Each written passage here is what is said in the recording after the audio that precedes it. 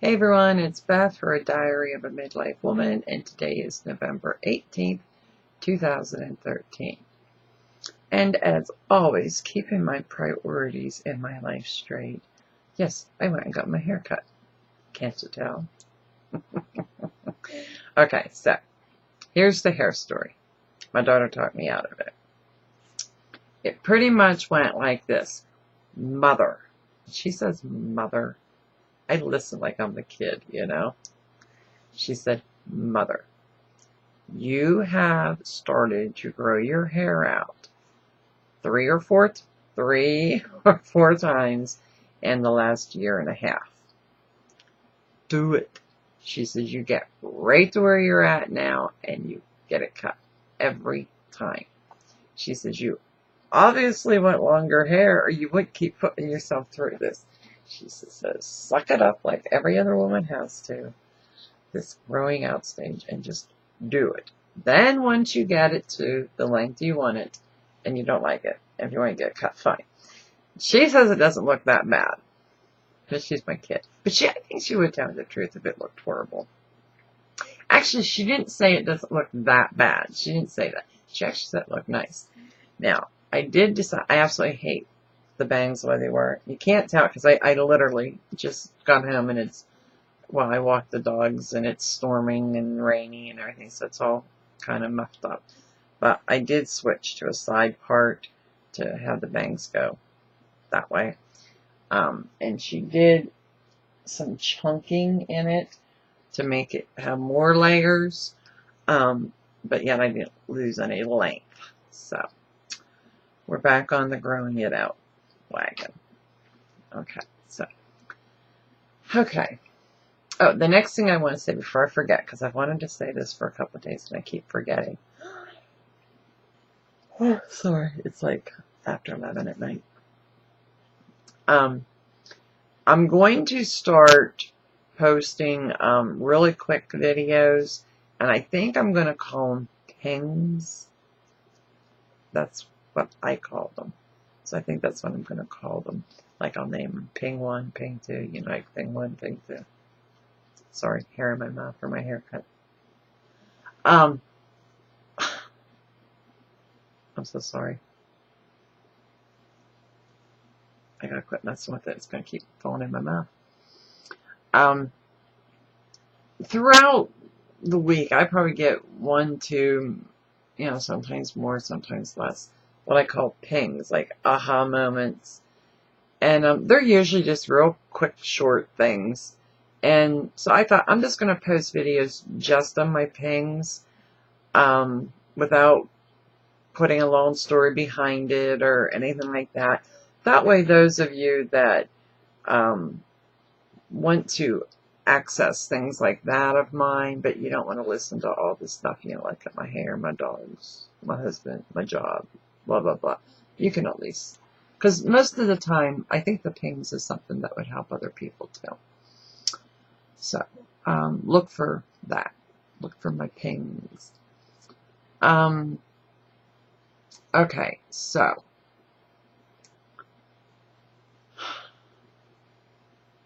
Try to think how to say this in brief. I have been extremely depressed, for lack of a better word. I don't mean that in a mental health way. I just mean I've been lately, because I just can't seem to find my way around how to move forward with my husband's situation. I can't find how to move forward because of my husband's situation. That's what I'm trying to say. His sabotaging, and then just him being who he is, and our schedules and all of that. And like I said, it's just really, really, really getting frustrating for me. And I have just been doing an enormous amount of praying about it. And tonight, I was praying about it, and then I went over to Facebook, and I never, well, hardly ever, go to Facebook at night. And just bam, bam, 2 things hit me. They're probably kind of like pings, but not really. So I want to share them with you real quick. First one is by Tony Robbins, which I just bought his book yesterday, and I listened to all of his videos and any audios I can find that are free, because his programs are not cheap, unfortunately. Okay, here's what he says. One reason so few of us achieve what we truly want is that we never really direct our focus. We never concentrate our power. Most people dabble their way through life, never deciding to master anything in particular.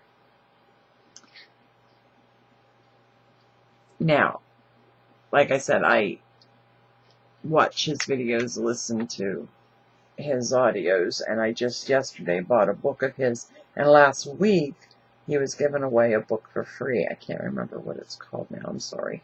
I'll try to find it and post it later.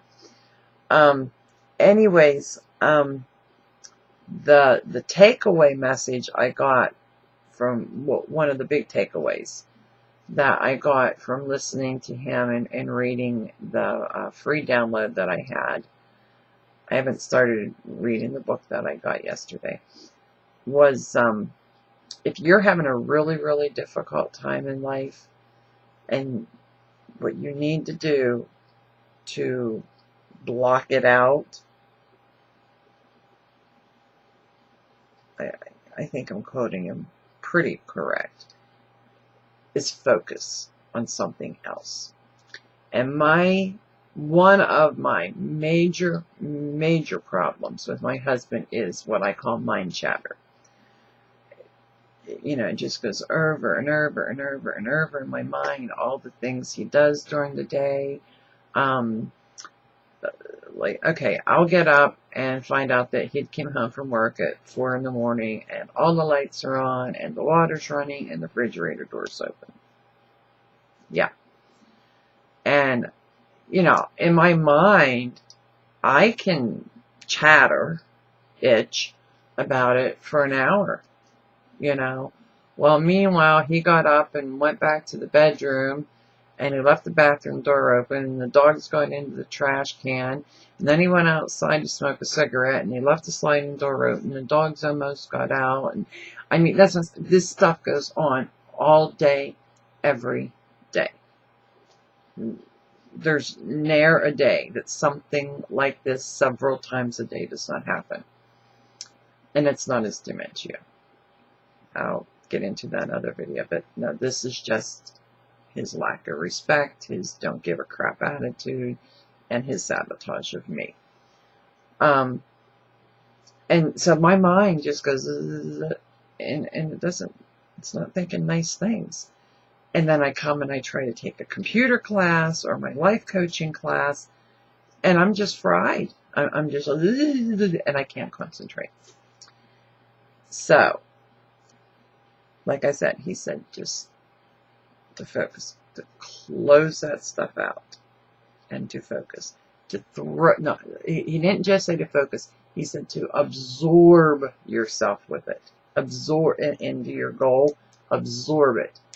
So that stuff doesn't even matter anymore.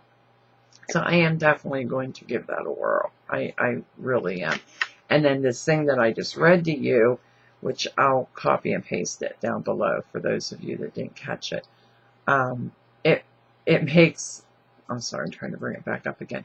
It makes a lot of sense. We never direct our focus. Well, I direct my focus all right. I just am directing it in the wrong place.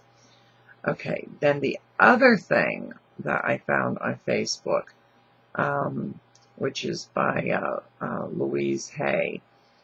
I do not fix problems, I fix my thinking, then problems fix themselves. Now, I know how she meant that. She is a, for those of you that aren't familiar with her, she is a law of attraction person, which I do believe in, that what we think about, you know, can affect our lives and the outcome of our lives. And I do believe in the law of attraction just not quite to the degree or to the extent that some people do. Her being one of them. But her message is still very clear. Most of my problem is my thinking. Yes, I'm thinking the way I'm thinking because of his actions, making my husband the bad guy for the moment. But most of the time it's him that causes my bad thinking. I'm thinking that because of his actions, his words, etc. But it's my thinking that's creating my problems. So I do need to change my thinking. So what she said, and then what I read in Tony's book, and then the quote by Tony, seems to me like God's trying to say to me, I just need to stop focusing on my husband. His issues, his actions, his words, etc. So, disengagement to a whole different level.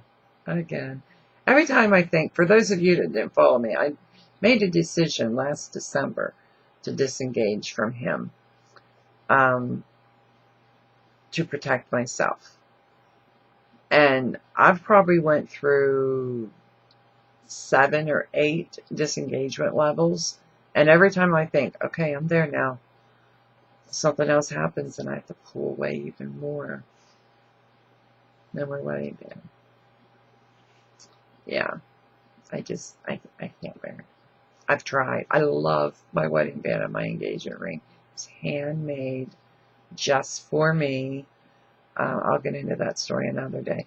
It's absolutely gorgeous. It's not huge. That's not why I like it. It's not like it's, huge. It's, it's nice size, but it's not huge. It's just absolutely beautiful. And I absolutely love it. And I even tried to wear it with the thought being, remember how our relationship used to be. I just couldn't do it. I just couldn't do it. I wanted to. I wanted to do it because I love the ring. I love the set. I wanted to do it because I am still married. And I don't think it's right for me, my own opinion, to not wear my ring.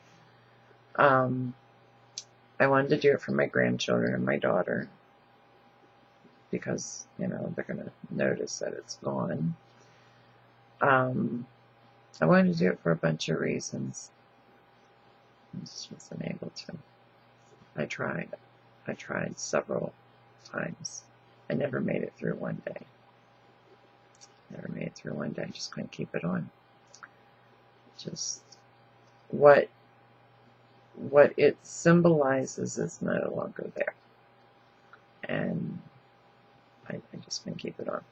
So what I plan to do is get a anniversary band. I have one like from Avon, but I want the real one. It doesn't even have to have the real diamonds in it. It has to be the good gold though, because of my allergies to cheap jewelry, unfortunately. I want to get an anniversary band and put it on there because my birthstone's diamond. It'll still be like a wedding band, and yet it'll be my ring because my birthstone's diamond. Okay, sorry. Didn't mean to go on to that whole tangent. If you think of it, say a prayer for me, please, about this focus thing. I've got just so much going on in my mind.